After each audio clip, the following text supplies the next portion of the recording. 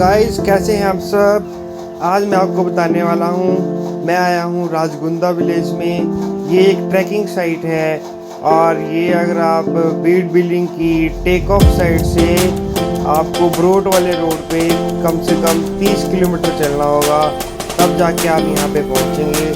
और यहाँ पे एक और रास्ता है बीड से आने का, वो ट्रैकिंग का है, उसमें आप गाड़ी से नहीं आ सकते, तो वो बहुत टफ रास्ता है, तो लोग उस रास्ते में आते हैं, ऐसा नहीं है।